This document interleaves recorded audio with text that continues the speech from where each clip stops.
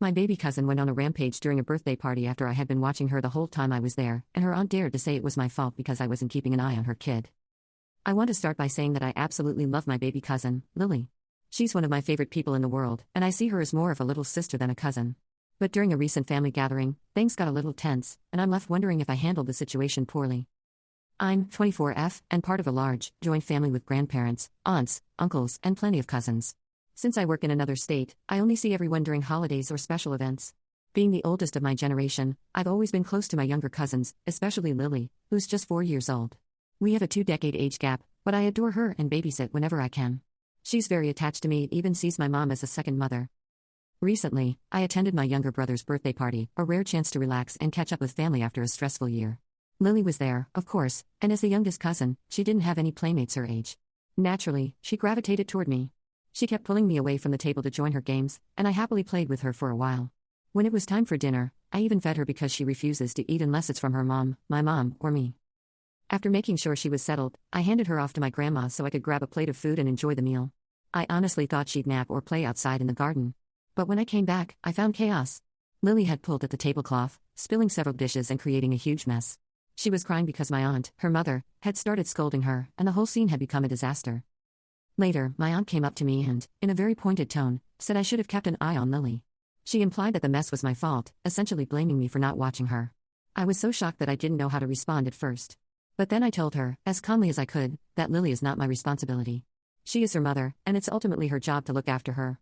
My aunt stormed off after that, and now my family group chats and calls are blowing up. My mom and grandparents are getting complaints about how disrespectful I was for speaking to my aunt that way. I didn't mean to cause any drama, but I genuinely feel like I did nothing wrong. I love Lily and always try to help out when I can, but I was hoping to enjoy this one event without being on babysitting duty the entire time. So now I'm wondering, am I a jerk for standing up for myself? Or should I have handled things differently? Update. Hey, everyone. Thanks for all the advice and support. I'm back in my city now, and things have finally calmed down after what felt like endless family drama. I'll start work tomorrow, so I thought I'd share an update on how everything unfolded. As I mentioned, my aunt had been calling and leaving messages nonstop after the incident. My mom, who is absolutely my superhero, told me to stand my ground and not give in to the pressure. She even stepped in to handle things herself. On Sunday, she went to my aunt's house and, according to my cousin Carl, fake name, tore her a new one.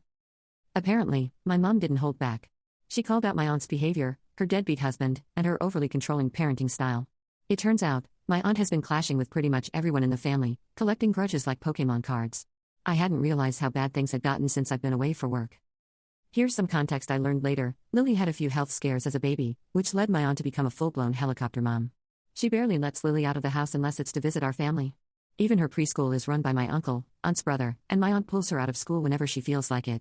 According to Carl, Lily is lucky to have some freedom when she stays at our house, which explains why she's so attached to me and my mom. While my mom was handling my aunt, I had a beach day with my brother.